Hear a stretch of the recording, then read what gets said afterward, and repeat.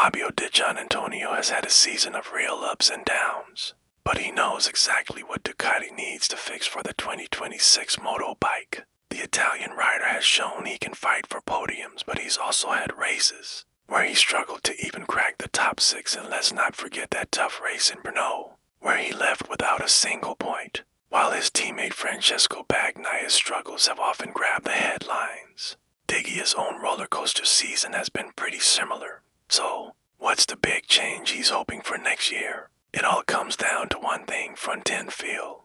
Speaking ahead of the Valencia Grand Prix, Di Giannantonio was crystal clear. He said, "The area we have to work is on the front because the bike is a super fast bike, but we have to improve the front to have a more sincere feeling where we can push." He explained that the Valencia GP has incredibly high potential, but without that crucial feedback from the front tire, it's incredibly difficult for a rider to trust the bike enough to extract that maximum performance. He went on to explain just how tricky this makes things during a race weekend. When you're not naturally fast and you have to start searching for that extra bit of lap time, the current 2025 bike just doesn't give you the confidence you need. He put it bluntly, saying, "Let's say that the general feeling is there is low feeling on the front. So, when you go fast in a natural way, everything comes easier. When you are not super fast in a natural way and you have to find the speed from the bike, from the trust of the bike, it's really tough this year because you don't get that feeling. It's a huge challenge. When a rider can't feel the limit of the front tire, they're essentially riding blind,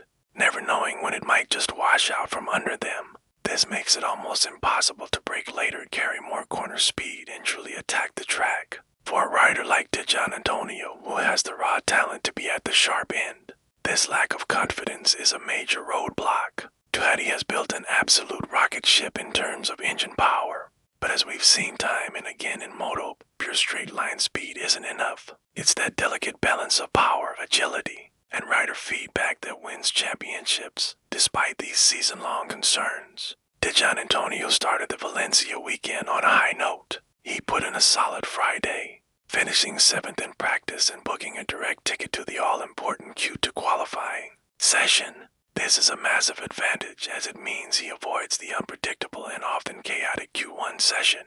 He wasn't just happy with his one-lap pace either. He was also pleased with his consistency on used tires, which is a great sign for his race pace. After practice, he mentioned race pace was pretty good today. We were quite strong with the race tires. He even felt he could have gone faster on his time attack lap, saying it was not the best lap of my life because I think I left a few tenths here and there in a few corners, but it was enough to be inside. Q2. So that's good. The VR46 racing team rider seems to have found a good baseline setup, drawing on data from their last visit to the Valencia circuit 2 years ago. But even with the positive start, he's staying cautious. Moto is a fickle sport, and the feeling a rider has on Friday can completely disappear by Saturday morning. He admitted, "I'm always a bit scared from Friday, because we experience many times that the feeling from Friday to Saturday is changing."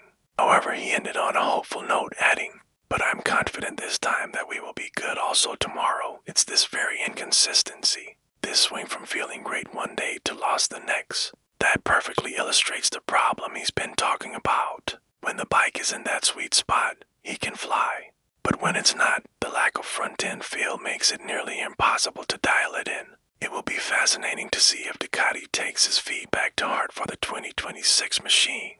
If they can give him that sincere feeling he's looking for from the front, we could see a much more consistent and dangerous Fabio Di Giannantonio fighting at the front every single weekend. What do you guys think? Is front-end feel the missing piece of the puzzle for Ducati? Let me know down in the comments. Thanks for watching, and if you enjoyed this breakdown, don't forget to hit that subscribe button for more moto analysis.